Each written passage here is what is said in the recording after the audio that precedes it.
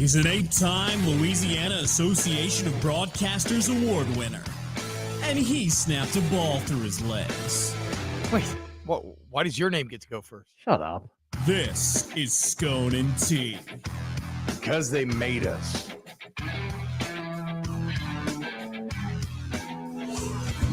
We need to change the open. Yo, what up? What up, what up, what up? How about it, guys? Back. We need to change the open. Come on. I'm not an 8-time LAB winner. I'm now an 11-time LAB winner. How about that? Huh? Huh?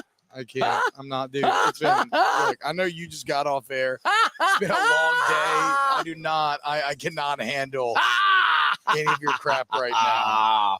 Let me finish sending this tweet out. I already tweeted it from Very ESPN. happy to be back, guys. Very, very happy to be back here with y'all. Scone and T. You do that. I'll do this. We are live. Thank you for those who are watching us live on YouTube, on Facebook. Scone and T returns. We're at Curbside on Government Street. Awesome place in Mid-City. Super family friendly. Tons of people with their kids here, which is an awesome vibe. We're fired up to be here with our friends at Curbside. Great burgers, great vibe.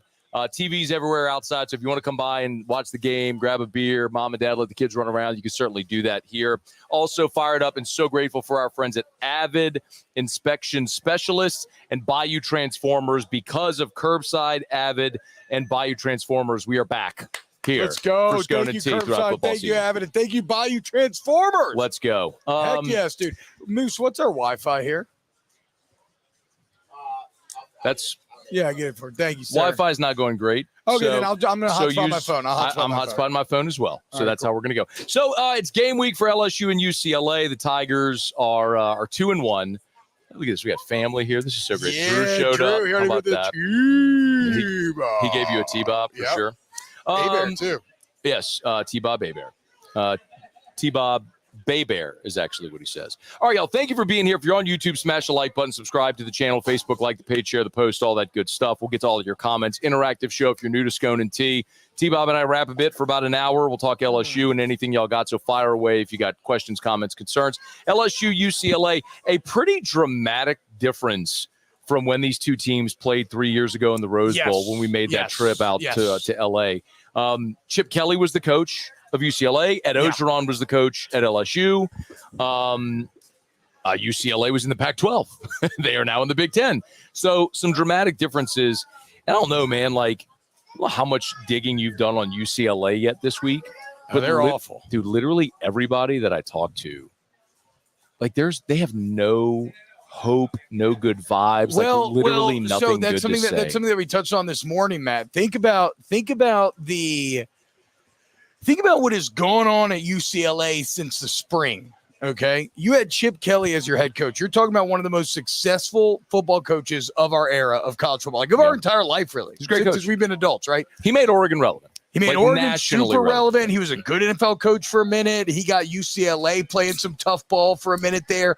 Last year was a bit of a struggle, but he had D'Anton Lynn, this hot shot defensive coordinator that takes UCLA from a defense that ranked 111 in EPA to 8th in a single year, right? Like they had Dante Moore. They won a recruiting battle for over Oregon. Like things were looking up. I forgot about Dante Moore. And then in the spring, the head coach, one of the best coaches, leaves to be a coordinator at a now conference rival. Yeah.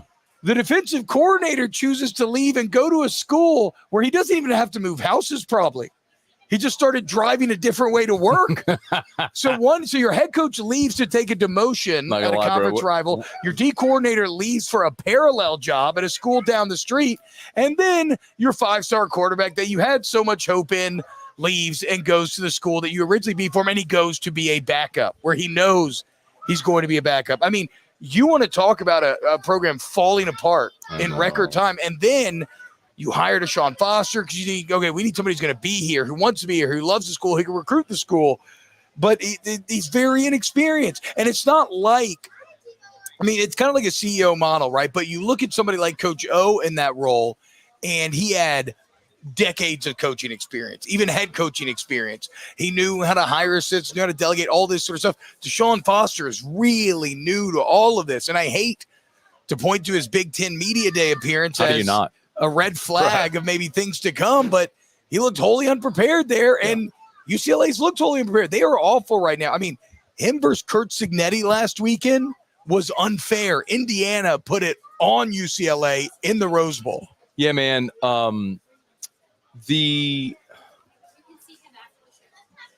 That Big Ten Media Days open introduction, crazy bad, was a true personification of like and foreshadowing of what was happening with this program. You've got to be prepared. Like, how do you not know? Like, how do you not know you're going to give an opening statement and have to at least sound somewhat coherent and qualified to do your job? Do we have the ability to play sound here, Moose? If we Bluetooth the phone on there, like we were going to call? You can Bluetooth the phone onto that board. I'm thinking maybe Bluetooth your phone on there and look up the Deshaun Foster Big Ten Media. Just, it's like a minute long. It's easy to find. Or you know what you could do, Muse? Yeah. Is you could screen grab the video, send it to yourself there, and you can play the video. Either one. But I just so people have some context of what we're talking about here, because it is on Twitter. It wouldn't. You don't have to change the pot. It is up there with Adam Gase. It is up there with I think Nick Sirianni had a pretty awkward opening press. I mean, honestly, it stands up there with Adam Gase in the context of like, can a press conference be so bad that you knew this guy was not going to be successful? And that's kind of how it feels. And it's early. Like you said, he got dealt a very bad hand. But UCLA right now, let me pull up my notes, Matt. But basically, they rank dead last in nearly every single offensive and defensive category in the Big Ten, especially offensively. She's fine. Really bad. Yeah. She's fine, dude. We're good. No good. worries. This is like a family thing, man. I agree. I do love being at Curbside. So like, I love it too, because I love these freaking burgers.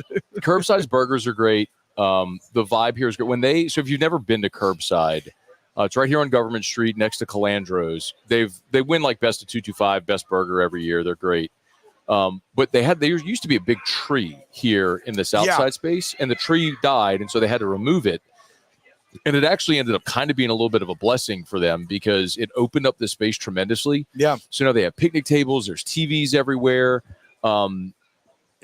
And kids can just kind of rip and run. So parents can come grab a beer. Like Erica's here. She's having like a frosé. Everybody's looking for the place where you can let your kids just run wild, and there's a fence to keep them from going out in the street. So this whole place here is fenced in, so the kids can kind of rip and run, and you don't have to worry about them. And mom and dad can, like, you want to drink a beer, have a glass of wine, a frosé, you can do it. So it's a great spot, man. Like, this is a great, like, family crowd with kids running around. So, like, our guy Club over here is here with his 3 daughters, and one of his youngest or his middle is running up here on stage, and he's trying to worry about him. Like, no, let her go. Good. It's fine. She can come hang out on stage if she wants. All right, I finally got chat up, guys. What's up, guys? All right, so here's some of the notes. I was just looking at some stats, and admittedly, look, let's talk about, like, first off, statistics right now. Oh wait, I don't have it pulled up yet. But statistics right now are such that you have to be a bit careful, because people have played such uneven schedules, but you can still look at raw numbers and determine whether or not somebody has been good yet. It's like LSU, for instance. LSU's offense still actually ranks pretty low in the SEC right now because of they play better competition than your Ole Miss and your Tennessees and some other schools. No doubt. But their raw offensive numbers, I still think, are pretty damn good. Okay, here we go. Finally got the UCLA numbers. UCLA, and this is partly a function of being behind so much in the Indiana game and others. UCLA only runs it 23 times a game. That is by far the least in the conference. They rush for 83 yards a game, which is the least in the conference by 50 yards. They average 3.6 yards per carry, which is also dead last. They have 1 rushing touchdown, also dead last. Remember, when you talk about dead last in Big Ten, you're talking about 18 of 18. They're dead last in scoring offense. They average 14.5 points a game. They're the only team that's under 20. They're dead last in third down conversions, only converting 28.5%. They're the only team that's really sub 30. They're really bad. They're second to last in scoring defense. They're second to last in pass defense. They're really bad. LSU, this is a must smash. Brian Kelly versus Deshaun Foster. LSU and the stability there versus the instability and insane transformation what's happened to UCLA in the offseason, there is no excuse. There is no excuse this week. LSU should, without a doubt, like, it's not even like, at least going in the USC game, I made a lot of assumptions that ended up being wrong because of the offseason work that USC put in. I thought they would be undersized. Okay. I thought they were undersized. Oh, they were. LSU was bigger than USC. Yeah, but they were also way bigger than they were listed in the offseason. I mean, very famously, they gained, 1,450 pounds. I didn't even know how to, actually qualify that. Like, you see, okay, they gained 1,400 pounds on defense. I'm like, what does that even mean? I qualify it as when I watched them, they were stonewalling guys. They were hitting and extending. I mean, during the, when you read that article or whatever, when that was on Twitter, they're like, hey, USC's defense gained 1,400 pounds. I'm like, I mean, is that a lot? Like, it's an 85 or 120 man roster. Is that really a lot? No, I think they meant just. I think I took it as just the starting lines or the starting front seven or maybe just the starters. They got bigger. I mean, they got bigger and stronger. Absolutely, and they played bigger and stronger. Even they did get it. D'Anton Lynn's a hell of a D coordinator. Eric Henderson's a hell of a D line coach, and they remade that defense top to bottom. And I think they're legitimately good. Because Michigan's O-line is taking a step back this year. I'm very interested to see how that USC front seven is going to hold up against Michigan. I'm betting they're going to look pretty damn good. So I guess the point of all of this, I think Michigan's got problems, bro. The point, you don't lose this. You don't lose half of your roster and your head coach and not miss a beat. Yeah, it's like I'm gonna tell you, I'll say this about Ole Miss for next year. I think Ole Miss is going to take a dramatic step back next year because you're losing Jackson Dart, you're going to lose Trey Harris, you're losing all those offensive line transfers, you're going to lose Walter Nolan. You're losing half your roster. You don't lose half of your team. Think about LSU in 2020. I mean, your 2019 was so epic, and then all those guys got drafted. Michigan had 15 guys drafted. Yeah, that was a draft record. You don't lose that many players and your head coach and not miss a beat. So that's the point I've made all offseason about Bama. They lost half their roster and their head coach. Okay, congratulations. You beat Wisconsin, who can't figure out what they're going to be offensively. Well, and Tyler Van Dyke tore his ACL the first drive, dude, so no doubt they were dead. But what do you think's going to happen when Alabama plays Georgia in a couple weeks? What do you think's going to happen when Kentucky? That looks a little no, bro. Come on. They were sleepwalking. I don't even care. Oh, I know they were sleepwalking. I'm not saying I'm not negging them too hard. What do you think is going to happen when Alabama goes to Knoxville? I would favor Tennessee today. We'll see what Tennessee does this weekend. I think Tennessee should run away with that this weekend. Oklahoma's got a really good defense. Oklahoma's offensive line is decimated by injuries, and Tennessee's D-line may be the strength of the entire team. Good for them, man. They finally figured it out defensively. Alabama and Georgia, I'd have them scored pretty evenly. Definitely the nod to Georgia there, but that game's in Tuscaloosa, I believe. So that's feeling pretty even there, dude. Jalen Milroe. Let's not forget what Georgia did to Clemson. Yeah, and Clemson's schedule is such they'll probably be 11-1. Or have a good chance to. Clemson is not a bad team. They got Georgia. And when Georgia's locked in and they're ready, they're going to do what Georgia does because they're better than everybody. But Kalen DeBoer he's been a big game guy at Washington. He was a big game guy there. He won the big games there. And now I haven't seen some of the steps that I want out of Jalen Milroe, but that offensive line was garbage against USF. Absolute garbage. Because they're a garbage offensive line. That tackle, they were hurt. They were missing Caden Proctor. And Proctor's back, and so they're moving the kid from left tackle back to guard. I don't know, but it's I think Georgia probably wins that game, but I don't think it's some runaway. In fact, I think the interesting thing is that we've seen the SEC hierarchy shift a little bit where Texas feels like the clear favorite. Then you got to go Georgia. Then it's kind of Alabama and Tennessee and Ole Miss trying to get in there. We just got to see Ole Miss play somebody. Because right now, Ole Miss is putting up numbers that are a joke in that, I know they haven't played anybody, but you would struggle to put up these numbers against air. That's how exorbitant Ole Miss's offensive numbers are right now. What Tennessee onside kicking up 30? Wait, who'd they do that against? NC State? No, it was like Kent State this last week. They onside kick this last week? They were up 30 What? and onside. That's like because Josh Heupel. Like, what are you? I mean, like you could say, Bobby well, I'm putting it out there on film or whatever. Fine, but you're up 30, and it was in the first quarter.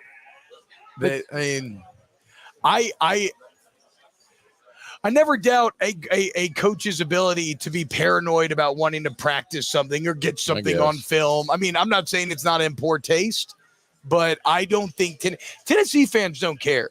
Tennessee fans are in a fever dream right now. Yeah. I mean, they are so, I mean, you say 10% talent fee, they say, why not 15?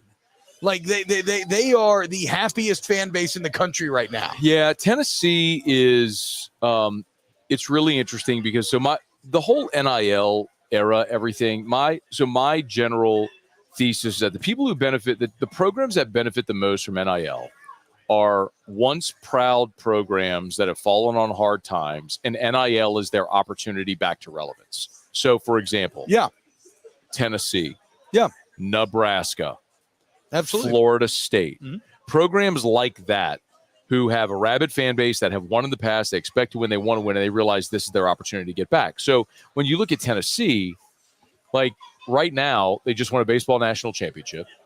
Their football team might be the best team in the SEC. We'll see. It's a long season. We'll see how it plays out. I mean, they're in the conversation, which is crazy. Yeah.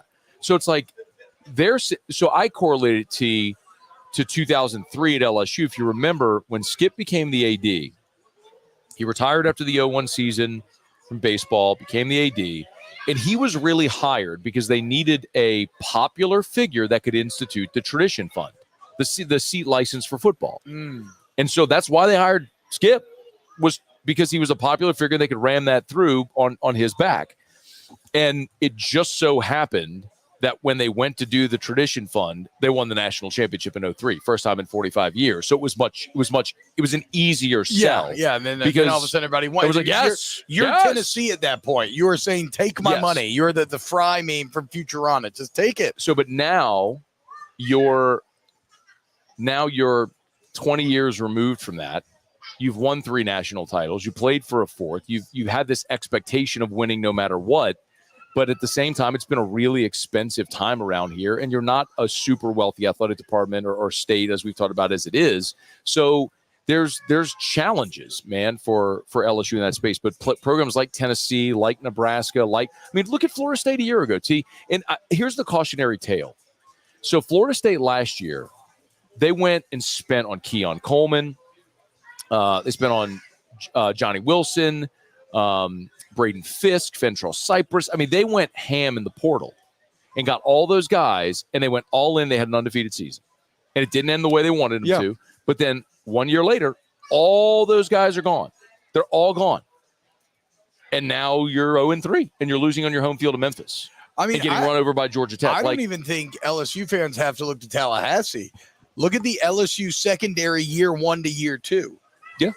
The portal giveth and the portal taketh away. Year 1, you go all in on the portal for the secondary, and you actually create a really good secondary. You hit. Jarek Bernard Converse, Mekhi Gardner, Greg Brooks, Joe Fouché, everybody hit. The next year, you try similar tactic, and almost nobody hits.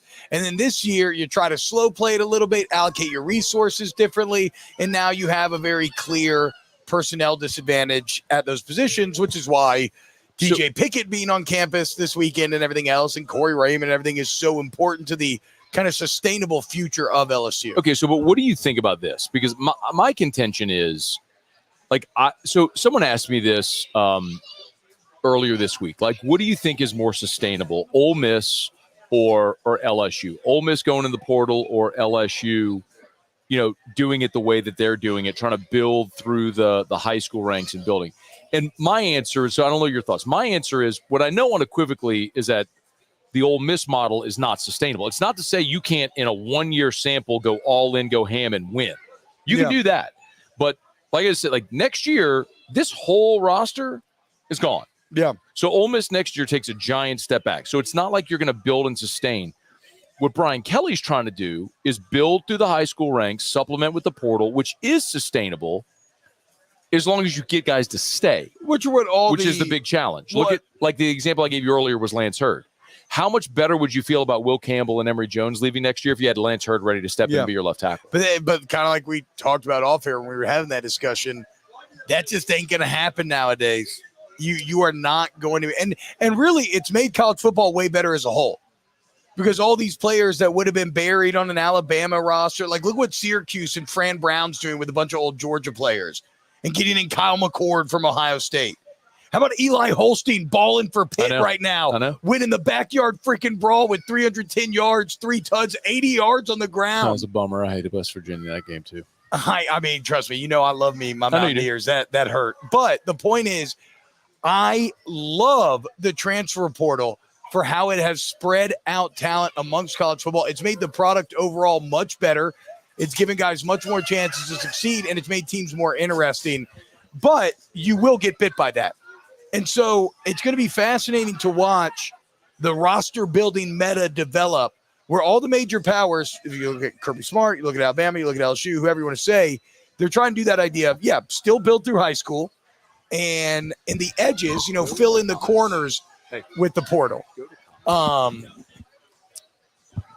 How that develops in terms of losing talented backups is something that I can't foresee how exactly you're going to have to try to handle that over an extended amount of time. Luce's Georgia model. So real quick. So pull that up. You see where it says Lou at the bottom? Go to the bottom. It says Lou, who's like Georgia model is the gold standard. If you click on that, I'm trying to show Muse how to pull up a comment on the screen. If you just click on it, it pops on the screen. Y'all on StreamYard? Yeah.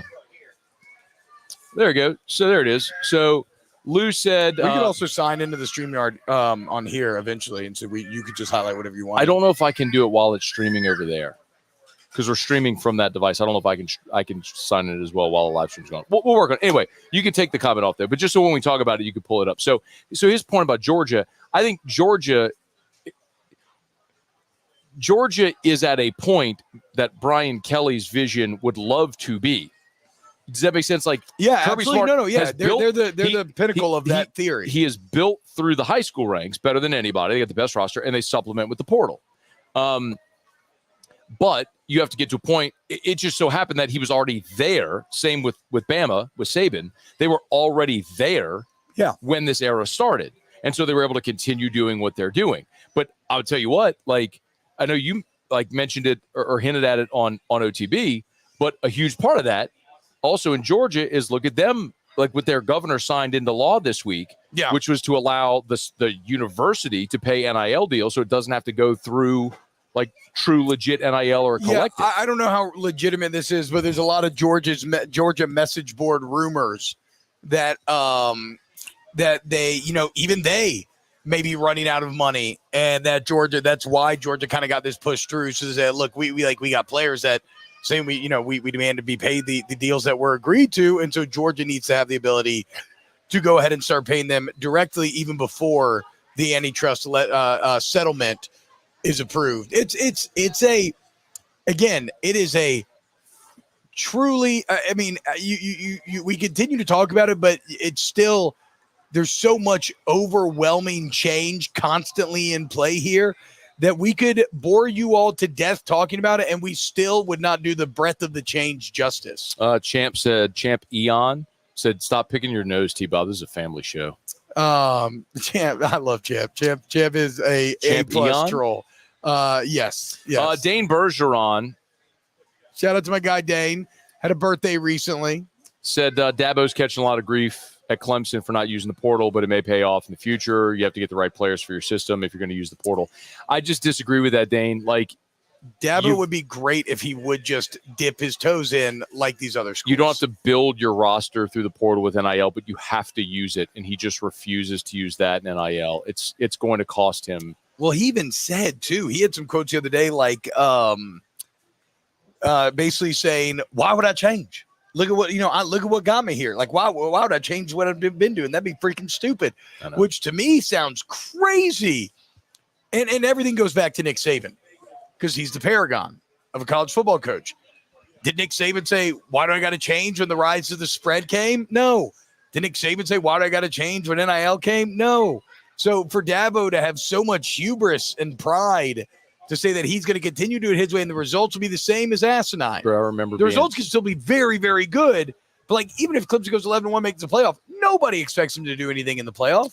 Dude, I remember being at that SEC media days where Nick was bemoaning the hurry up, no huddle, talking about how dangerous it was. Yeah.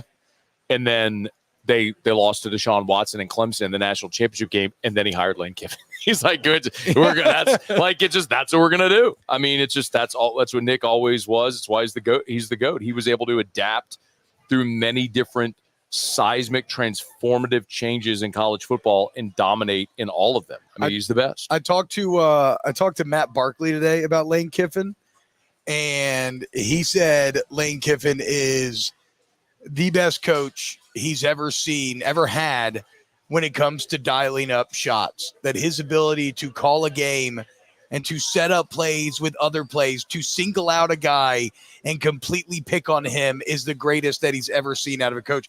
And you got to remember, Barkley ended up playing 11 years in the NFL. Like he journeyman, but he played for a lot of different coaches. Hung around for a long time. And he said nobody could dial it up like Lane could, which admittedly, you're seeing right now. Hey, we're here at Curbside, Government Street in Baton Rouge, Mid-City. Awesome spot. So Scone and T returns. If you're watching on YouTube, thanks. Smash that like button, subscribe to the channel, Facebook. Go ahead, like the page, share the post. Every single Thursday during football season, we're going to be right here. So come join us, 7 p.m. We'll do the show 7 to 8. There's TVs everywhere. So they got the college football game, Thursday night football, the NFL game on as well. I see it right over there. So y'all come hang here. Make this part of your Thursday hangout. Totally family friendly out here on the patio. There's beer, is full bar for the adults if you want to have a cocktail, a beer, a glass of wine, something like that. And in this outdoor area, even if like you wanted to sit inside or at some of the bar tops over there, kids can run around out here and have a good time. So it's really, what up, club? So it's a great spot to be here. So y'all come hang out with us at Curbside. And we're thrilled to tell you about AVID Inspection Specialists as well. By the way, AVID and BAYOU Transformers, both linked in the description on YouTube. Both are pinned on Facebook as well. AVID, it's simple. Our guy, Christian, if you need a property, home, building inspection for anything, they do it all. Any type of inspection that you need, you can go to the website, avidspecialists.com, avidspecialists.com. Again, we got it pinned. We got it linked in the description on YouTube and tagged on Facebook. Big shout out to AVID Inspection Specialists. And then BAYOU Transformers. I can talk about BAYOU. So BAYOU Transformers, look, man, we understand when a transformer's down, that's a cost to your business, right? Bottom line. And we understand the urgency. BAYOU Transformers are always ready to assist, whether it's maintenance, reconditioning, full replacement. We'll get you back to full power swiftly, efficiently. A 5-year warranty on all rebuilt transformers. Rapid turnaround time. So any transformer need, guys, very simple. Visit BAYOUTransformers.com, BAYOUTransformers.com. Huge shout out to them for sponsoring the show. There we go. Hell yeah. Good. I mean, look, just as far as this matchup, man, it's again, LSU's got to start fast, bury them early, and prove to be the better team. They are the better team. Again, so to go back to the original point before we got, down a million different avenues, the thing about the USC game is it's the offseason. You don't quite know. I underestimated just how extreme the turnaround of the USC defense would be. All of a sudden, Mason Cobb looks like the Mason Cobb that I was hyping up last offseason. Lucas looks like the guy I was hyping up last offseason. Nothing could be further from the truth for UCLA. We have 2 games of data. They suck. Hawaii and Indiana, and they're god-awful. And now they're coming to Baton Rouge. And they're from California, where I know they had a heat wave like almost a month ago now, but it's been 70 degrees every day since. I know. And now they got to come down here, and it's 94 degrees, and the other team's better, and your quarterback's 5 to 6 to 7 times better. There is no excuse this Saturday. LSU should absolutely dominate. Bro, I had Lee Sterling on AFR today. So Lee's a handicapper and does a really good job. When last weekend was a bloodbath for most people, he was 4-1. He came on the show today and gave his pick for LSU UCLA. Did he choose? I mean, I would choose, if I was going to bet it, I'd never bet LSU. I'd bet him cover. What did he say? To 13? 54-13. Yeah. 54-13. Yeah. And his point was just as like a sharp player. I mean, this is like a professional handicapper. Like this is what this man does for a living. His contention was this is probably the last time you're going to get this much value betting against UCLA, because if LSU woodsheds them, next week they've got Oregon, and then they're at Penn State. Yeah. So like the odds 22 makers number is low still. The odds makers are going to adjust. So I Be. saw 24.5 today. It was like the odds makers are going to adjust. So, bye y'all. So the odds makers are going to adjust with UCLA. The larger this sample size grows, and he said like this is probably the last time you're going to get a chance to get this low of a number. You're probably going to start seeing spreads in the 30s for UCLA. Yeah, it's again, it's not surprising. I'm going to dive into the film some tonight. Admittedly, I only watched that Indiana game really just live when it was happening. But so I'll have some kind of more idea about what I think about maybe the players themselves tomorrow. But again, statistically, outside looking in, what happened to them this offseason, it's just a complete disaster. Whereas you had a lot of turnover, but it was by choice. You upgraded. I view this LSU defense right now, and I know, Matt, the numbers are really bad. You are dead last in the SEC in yards per play. You're giving up over 6 yards a play. But you remember last year with Nebraska, how the results. You were the only one watching Nebraska last year. Well, you know how last year the results were basically the same. You finish 5-7, you lose a lot of one-score games, you turn the ball over a ton. So from the broad strokes, you're like, well, that's the same stuff. But if you watched, you could see it was different. They were better coached. They were stronger in the trenches. They were tougher. They just didn't have a quarterback at all. In that same way, LSU is much better coached this year. Like the interior defensive line is playing with infinitely better technique. The edge guys playing with infinitely better technique. Have you seen a busted coverage? Like a big one? No, are y'all leaving? Later, guys. So Erica and Drew are leaving right now. Drew is later, dude. Do you want to let him come up here for a second? Do you want you want to come up? To see T-Bob? Oh, he don't want to go. Okay, that's fine. Nah, he's chilling. He's locked on to mom. He's like a koala bear. Dude. He is like koala bear. Look at that. Drew, high five, dude. High five, dude. Yeah, buddy. Yeah, dude. Give me some bones. Mishka, Muska, Mickey Mouse. So that's my son, Drew, who, for some unknown reason, I love Mickey Mouse. Has made it into one of his favorite pastimes. He loves to watch the iPad and watch YouTube videos. He has started to find videos of T-Bob on YouTube. Yeah. And like, dude, he'll there's this video he watches all the time of you from the New Orleans quarterback club.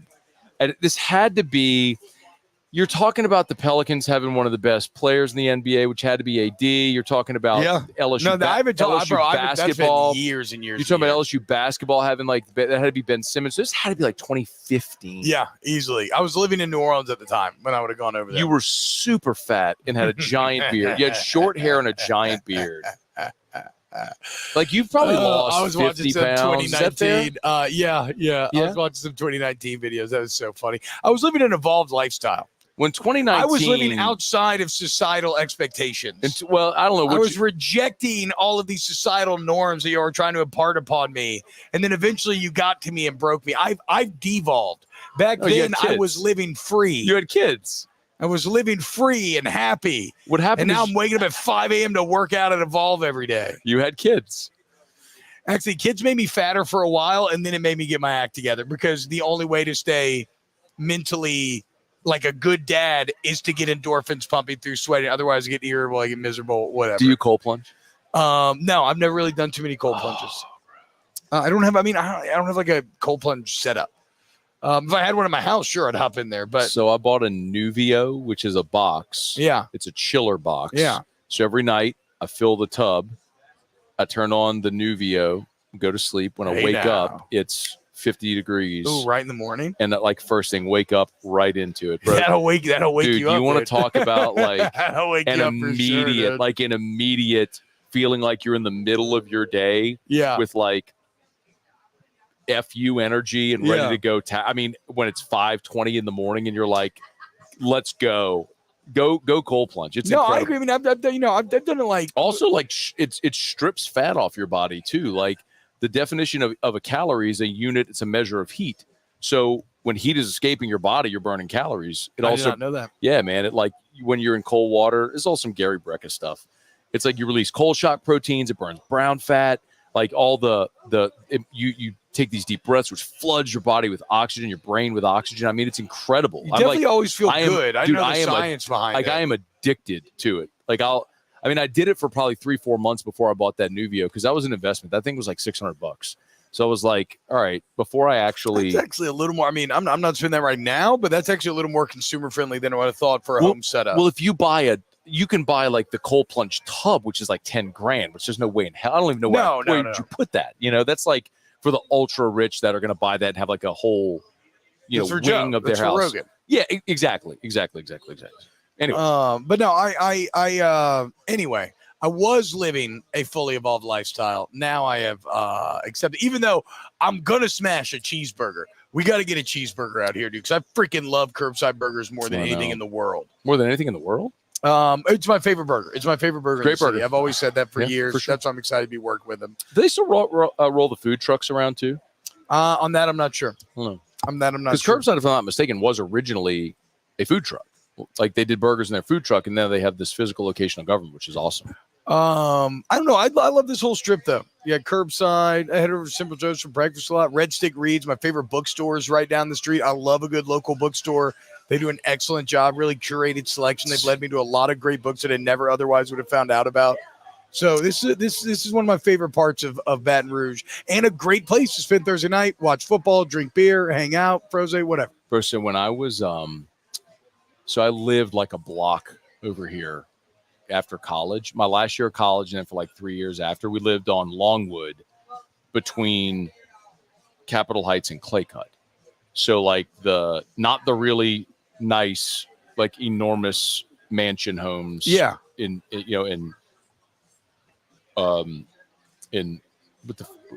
we can't curse. No. I know. I've caught myself a couple times. I know.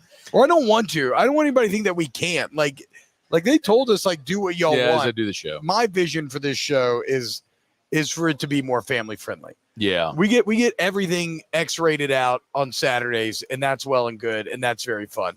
I think we can have solid, fun talk and sports talk here with Scone and T returning on Thursdays. Dane said, to hell with that, Matt. I had enough of that crap in scuba school in Coronado. Yeah. 6 minutes, minimum 3, maximum 6. I'm telling you, dude, you get in that cold water and it's like you take like 3 big, giant, like exaggerated exhalation breaths, and then you just settle in, man. And it's actually awesome. what Rick Rubin, he wrote this book, The Art of Creativity, and that's how he starts every day. Right when he wakes up, first thing he does is 3 That's the very deep breaths. Fanatics guy. No, Rubin is he's a famous music producer. I don't know enough to really. Michael Rubin is Fanatics. My bad. Yeah, I really don't know enough to give you the Rick Rubin bona fides, but he is just a very famous music producer who a lot of people have, done very good work with. So Chance Babin said, "Why can't y'all curse?" We can. Exactly. I think it's just like and there's no kids out here right now, so fuck it. There it is. No. I know. I say, whatever. We could just play it natural. The degenerate muse over here is excited about it. I mean, look, I talked about I love the pleasuring myself to Santa Claus having sex with my wife on Saturday. Yes. Okay. I can keep it there. I can play this however you want. But if you want that, there's plenty of that for you. We've got 21 more minutes, so we're 7 to 8. Pull up Roy Kent. He said, "Welcome back, Scone and T. Thursday evening show during the football season with you two is pure gold. You guys are amazing together." And we can really preview. I think we should do more because, especially in a week like today where the UCLA game is pretty open and shut.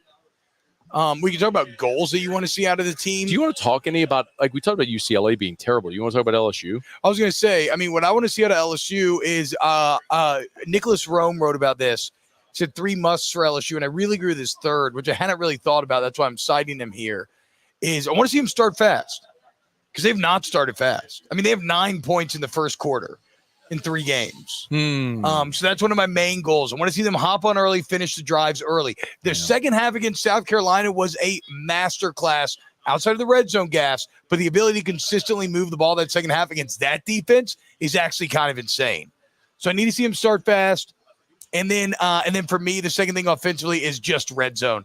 3 trips inside the 5 already this season in major moments against Power 4 teams, and 3 different trips you come away with nothing. Even against USC, I think it was 3 trips into 15, and you had 3 points in the 3 trips. So that is something that I think has to those would be my 2 main offensive goals. Excuse me. So for me, I think I'm okay. If we go back to before the season started, I don't know if you agreed with this, but my contention was get through September unscathed. Because if you got through September unscathed, especially in particular after your first 3 games, right? You're going to beat UCLA, you're going to beat South Alabama, then you get an open date. Yeah. You have an opportunity there to improve, to get healthy, and then get 2 weeks to prepare for Ole Miss and take your swing. Yeah. Right. And then the result of that game really determines what you're playing for in the next 6. Well, you already lost 1, but right now, you're going to win the next 2. It would be a stunning, shocking upset if you lose next 2 games. It would be it's almost unfathomable. It would be so for me right now, it's more thinking, all right, where are the areas I want to see this team work on themselves and improve? So I'll give you 2 things. Number 1, I believe your most talented players defensively are your young guys. Like Deshaun Spears has the highest ceiling of any safety you have. Mm-hmm. I think Jordan Gilbert's a really good SEC player right now. I think Sage Ryan's most natural position is safety. He had a high PFF grade this past weekend playing safety. He had the awful play on the Lenora Sellers touchdown where he didn't get a hand on him. And so we magnify that play, but his PFF grade good on a play-to-play was basis. Great. Yeah, and his pass coverage was really good. But my point is that, I don't know, do you agree? I think Deshaun Spears has the highest ceiling of any of your safeties.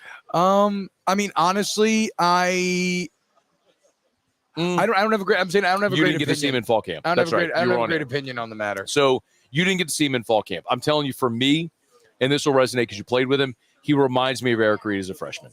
Wow. Same build, same style. He reminds me so much of Eric Reed in 2010, who by the end of his freshman season was starting. I think Eric started maybe the last 3 games. Yeah, he did. So that's what I look at and say, you've clearly got a very high ceiling there.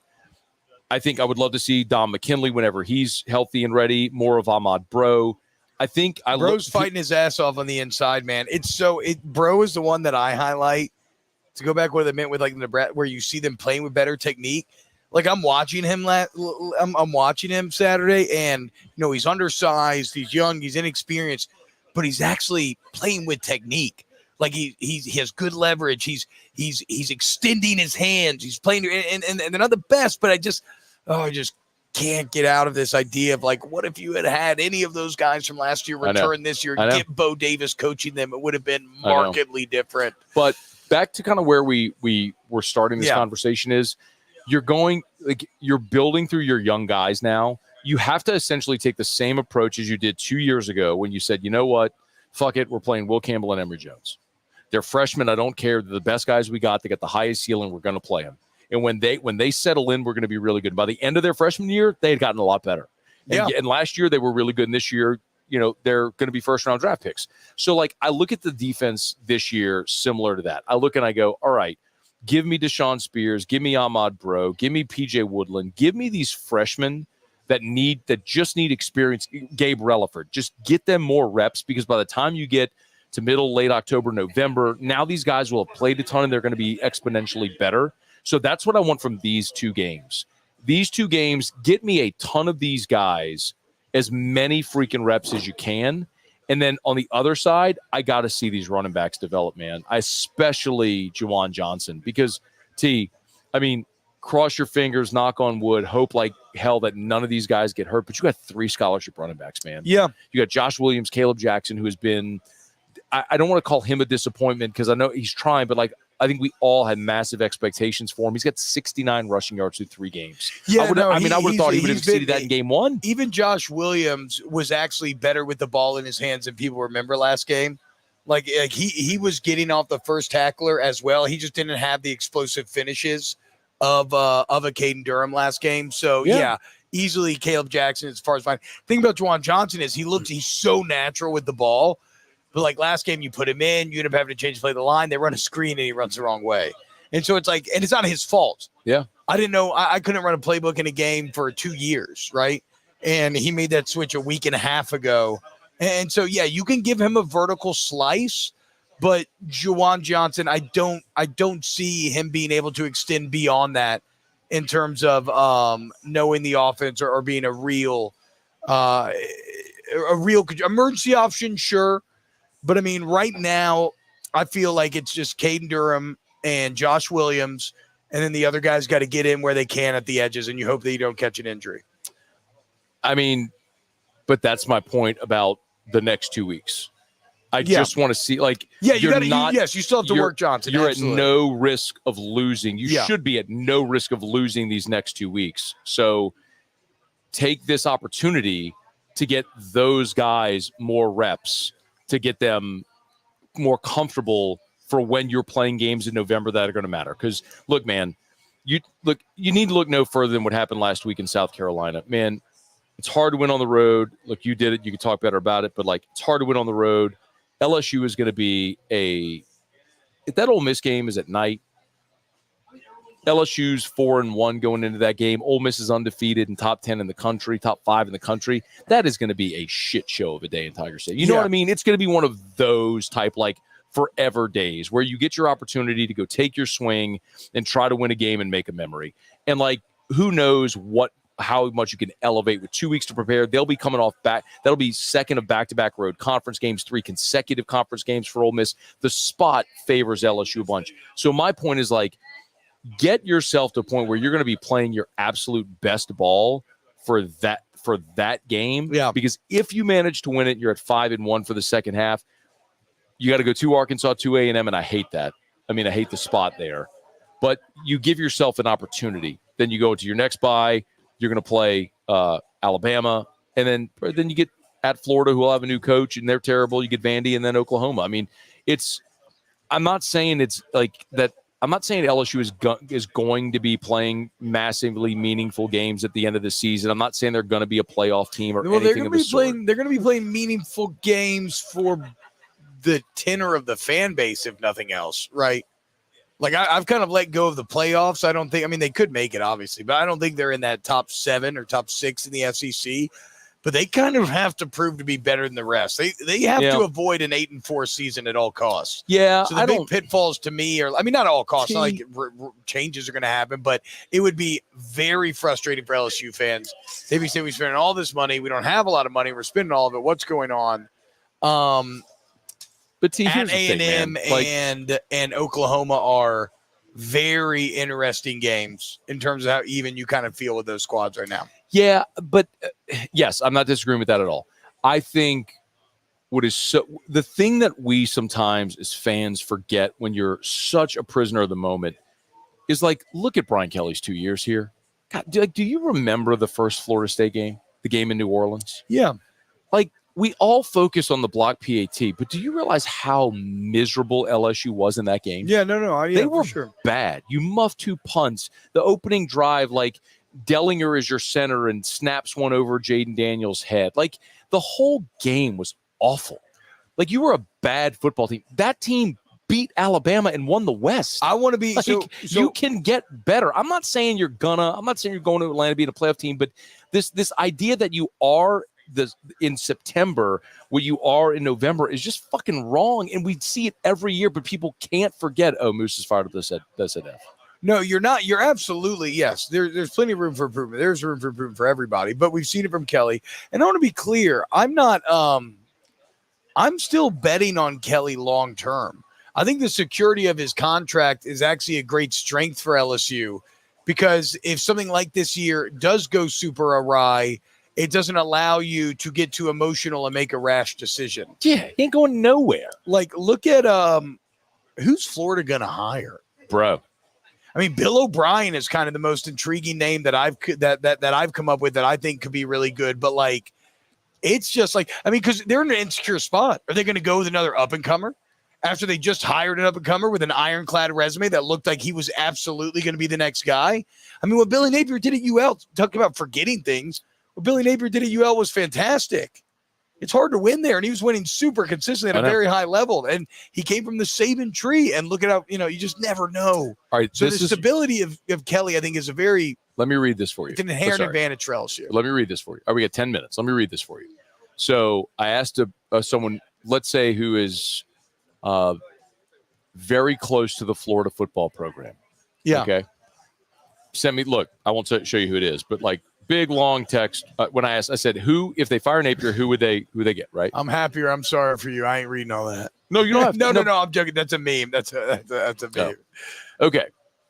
First of all, fan base, one man list. They all want Kiffin. All right. See if you can get him. Whatever. Okay. Yeah. And I do not think he would do that. He said, "We'll see. Do they want him? Don't know. Florida want all that stuff. Whatever." Okay. If they go big game hunting, is Lincoln Riley unhappy at USC? I think he might have been a couple of weeks ago, but he seems pretty happy now. Also, think about this real quick with USC. The road to hoe in the SEC is so much harder than the Big Ten. The Big Ten is wide freaking open. Yeah. Why would you leave? USC may already be the third or second best team. Has James Franklin grown tired of Penn State? Oh, okay, that could happen. Yeah, that's not a bad Been one. in the SEC, was at Vanderbilt. Kyle Whittingham. I don't feel like you're getting him to leave. Whittingham did a coach in waiting in Utah. He's never leaving Utah. I don't know. Jed Fish is a Florida grad. Oh, I didn't know that. Learned under Spurrier. Just got to Washington. Now, so we'll see. That would be a hire that I wonder how Florida fans would feel about it, because I don't think Washington's going to do very good this year. And it's not a huge sample size with Fish, but it is very impressive what he did at Arizona. Okay, Jed Fish is interesting. He says then there's the up-and-comers. But if you're looking at Power 4, he mentions Drinkwitz and Lance Leipold. So I don't know that I think that Florida's an outright better job than Mizzou in this age. In the NIL age, where Mizzou's a flagship with no competition and a state legislature that wants to do everything they can to benefit them, whereas in Florida right now, you got to compete with a resurgent Miami and a resurgent FSU. The difference is you have way more players. You're in the state of Florida. You have way more players. I agree. But did you see the Urban interview or the Urban podcast with no. So Urban does the Triple Option podcast with Rob Stone and Mark Ingram. Yeah, Rob Stone. He was asked about Rob Stone. Yeah, no, it is. No, it's Rob Stone. I didn't mean it like that. I just mean like he's kind of like a goofy guy. Oh. It's like me. And he said that ship sailed. He's like, oh, but what he said about the Florida job, he said the greatest thing about it is like I was home every night. He's like, you don't realize if you're at. He was offered Notre Dame, and he said I'm Irish Catholic, and I love that job, and I would have taken him. He's like, but when you're at Notre Dame, you're recruiting LA, and you're recruiting Atlanta, and you're recruiting Florida, and you're recruiting Texas, and he's like, at Florida, they give you access to this plane, and like. You're in Tampa, you're in Miami, you're in Jacksonville, like, and you're home every night. Because I got small kids. It was home every night with my family. Yeah. Like, the quality of life component of that is legitimate. Mike says, come on, Smash dude. the like button. Florida's definitely a better job than Missouri. Come on now. I mean, look, again, I'm not going to go to the mat for that point. I just think that we do have to readjust ceilings in this new age. Same way you were talking about Ole Miss, Tennessee being able to come back, Nebraska's back. Mizzou can be better than before. It's why I think Kentucky has to shuttle Mark Stoops. Because how have these other schools made hay with coaches that are schematically advantaged, and now they can pay some players to get better players, right? Kentucky has some money to pay, but they're stuck with Mark Stoops trying to play a pro-style system and beat the big dogs at their game. Like Kentucky, with the money that they have, could be far more effective. Look at how Mississippi State with Mike Leach, State's trying to do with Jeff Levy. Like, I think that Mizzou could be legitimately consistently good. We'll see, though. We'll see. I might be proven wrong here.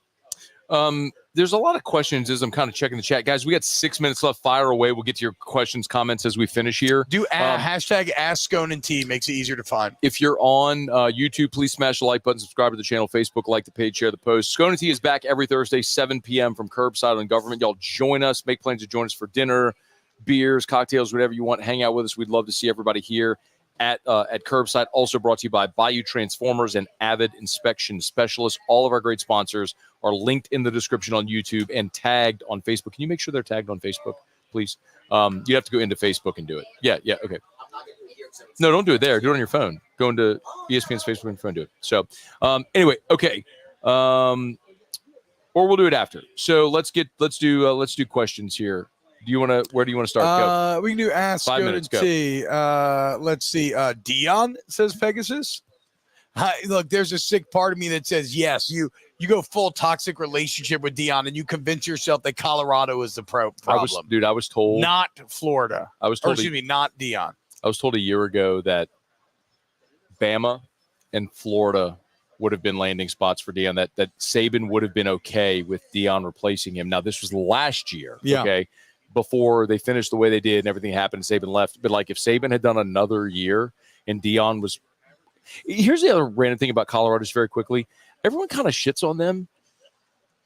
He inherited a team that won one game. Yeah. No. He's done a good job. He went from 1 to 4. That's what he people don't quintupled understand. Their win total. He actually he came out the gate too hard. He adjusted expectations too hard at the beginning. Isn't Matt Rule the same at what he did at Temple, and at Baylor? Matt Rule's first year at Baylor. First years at every school sucks. Because he was a terrible job. So he went his first year at Temple. He went 2-10, then went 6-6, then 10-4. At Baylor, 1-11, 7-6, 11-3. Yeah. So let's see how the season plays out. Dion inherited a team that won one game. He went from 1 to 4. Let's see if they improve on that this year. Now, look, Shedeur and Travis are all gone after this year to the NFL. So, but also he was really good at Jackson. Dion's I think Dion's a good coach. Now, are you willing to bet on him being good enough for the Florida job? No. I don't think it would be. This is what I would say. That's not. You'll get players. Yeah, exactly. That's not as crazy as it sounds. You'll get players. A lot of people act like that's a pure meme, pure joke, and it's really not. But I don't think they would ever do it. All right, Ask Scone and T's go. Ask Scone and T, are Saints for real? I'm going to say yes. Say who's saying it so Moose can see it so he can Pegasus pull it up on J says, Ask Scone and T, are the Saints for real? Define for real. A playoff team. Yes. Yeah. 10 wins. You went on the road and beat Dallas by 1 million. Yeah, you're a playoff team. I think so too. Hashtag Ask Scone and T, make defense great again. And I think they win Sunday, dude. I think they're better than the Eagles at home. You know what worries me, dude? The running quarterback thing. It always gets him. It always gets the Saints a little bit. That worries me, man. Yeah. No, I know. But I'll tell you what I do love about it. I'm a big situational, not just in handicapping, but just in games. The Eagles on the road on a short week. They played on Monday. Now have to travel on a short week. And they had to play in Brazil week 1. Yeah. They got to be exhausted. Yeah. Ask Scone and T, Seth Rushing. Y'all think Hilton plays this week? And I heard he's probable. Yes. Let's go, I hope so. dude. I hope so. Hell yeah. Hope Chris Hilton comes back, and I hope he kicks ass. Gulf South, hashtag Ask Scone and T. Since Ryan Clark's on record saying he wasn't a fan of the BK hire because he's, quote, just another old white guy, is he part of the reason this player disconnect rumor started? No, man. Don't overthink the player disconnect rumors. When you lose, people talk, rumors swirl. When you win, they don't. I remember, I'm not going to name the rumors, but I remember all the rumors people were talking about year 1 of Brian Kelly after that Tennessee loss. Then you rattle off a couple dubs, you beat Alabama, and all of a sudden you never heard another word about him. So, no, rumors and stuff like that are just a function of wins and losses, in my opinion. I would love to know who told John Talty that. That's what the thing that really bothers me is that he and his editors at CBS allowed him to print something where he said, industry sources familiar with LSU. T, what does that mean? It means industry sources familiar with LSU. Really step back and define even if he had said an anonymous SEC coach or something like that, an anonymous LSU staffer, that's different than industry sources familiar with LSU. That is so vague and nondescript. I'm really surprised John would print that. I mean, that could be anybody. That could be a booster. That could be anything. Hashtag Ask Scone and T. Zach Rome, what's the status of McKinley? I don't know. Brian Kelly said today, Don McKinley working to get back and probably a couple of weeks away. So I hope he can play next week, but it might be Ole Miss. Kartra says, Ask Scone and T, is South Alabama a bigger test than UCLA? That's a good question. Because Major Applewhite's their coach. They're a good offensive team. They hung 50 on North Texas. They scored 87 or whatever it was on Northwestern State. That was South Alabama, right? Yeah. I'm thinking I get UAB and South Alabama. And they're playing. They're playing tonight against App State. And so when they come here, they'll have a long week. They're smoking App State right now. Apparently. I'm looking. It's 20 to They're running all over them. 28-0. Shout out Royce Pierce. Shout out Major Applewhite. $20 super chat. $20 super chat from Roy says, "Hey guys, so excited. This is back. I missed the show. Look forward to it every week. Heck yeah, man. Thank you, Royce. And we are uploading this on what podcast feed if people want to listen on demand? The 104.5? Yeah. Yeah. Wait, no, there's a Scone and T podcast. Yeah, there's a Scone and T. Oh, so we still have our RSS feed. We're back. Yeah. Okay. Yeah. So sub to Scone and T on Apple, Spotify, all that. And you can always listen on your own time. Any more questions? You're ready to go. I mean, no, we can do it. This is the first one back. Let's here. Okay. Hashtag ask Scone and T favorite food at Curbside. I just like a classic bacon cheeseburger with the fixins. Tonight I had a dressed burger, which was awesome. Last time I was here, I had the chicken sandwich. First time I've had that. It was I love it. Really good. Yeah. I used to get it on when they had the Nashville. I don't know if they still have it, Their but food is great here. On dude. Wednesdays they had that Nashville hot dip chicken. Ooh. Yeah. Like Curbside's a great spot. And I love, this is the thing I was telling you earlier. So I lived on Longwood right here. Yeah. And this would have been like 0345 in that range, 03456. And I loved this area, this mid-city area.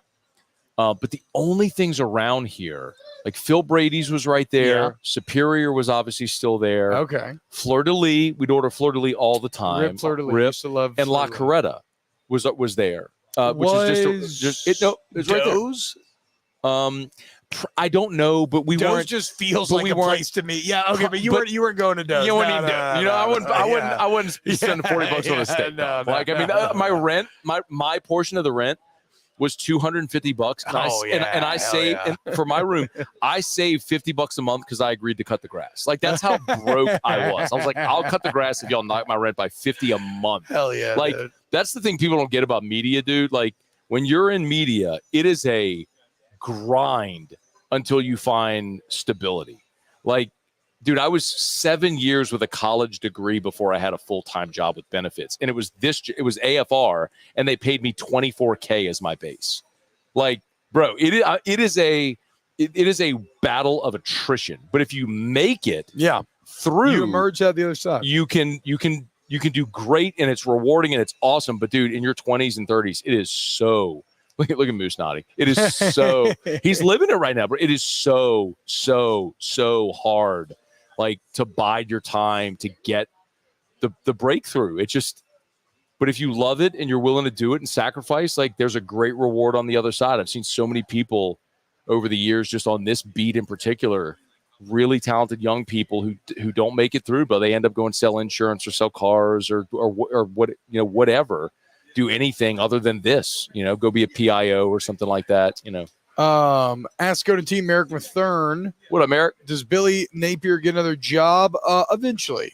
I mean, he'll immediately get a job on a staff. Yeah, he'll go be an analyst somewhere. But like the same way that like you see like Tom Herman still gets mid-level jobs, like somebody's going to give Billy Napier another chance, and I hope that he finds success. Jared Addison said now you're up to 35K. Nailed it, Jared. You got it. I make 35K. Yeah, exactly. You got it. You nailed me. You pegged it. Good job. Hashtag Ask Go to T, who wins, the Cajuns or Tulane? I'm a big fan. I know Tulane's wins don't reflect it now. I am a big fan of their redshirt freshman quarterback, Darian Mensah. That dude is a baller. Yeah. And John Summerall's a good coach. I think Tulane's going to be very good long term. Here's the tough part with Tulane this week. So back to spots. You go from K-State to at Oklahoma, and now you got to go to ULL. Oh, I didn't even realize they were at UL this weekend. Oh, wow. Dramatic letdown spot for Tulane. That's why that line is dropped. I think it's at 3 or 2 now. It just keeps dropping, and it's all because of Tulane is a dramatically better team than ULL right now. But that letdown spot is real. All right. There we go. I think it's going to do it for tonight's show. Very, very happy, guys, that we're back doing this. Cannot thank BAYOU Transformers, Avid Specialist, Curbside for having us here. Really fantastic. Shout out our guy Taylor Reyna getting the deal done, bringing Scone and T back. And Will. And Will, my bad, excuse me. Willie. And Will getting it done as well. Very, very happy. And just thank you to everybody who's hanging out with us, guys. And hit the like button. Gulf South, ask Scone and T, since Saban retired, who's the new principal of the rehab school of coaches? Kirby Smart. He will be. That's probably true. I mean, Mike Bobo's the OC. Yeah, good answer. What do we mean? All right. Y'all have a great night. Thanks for watching. Please smash the like button, subscribe to the channel, Facebook, like the page, share the push out of Curbside. AVID inspection specialist, and BAYOU Transformers. Everybody is linked in the description and tagged on Facebook.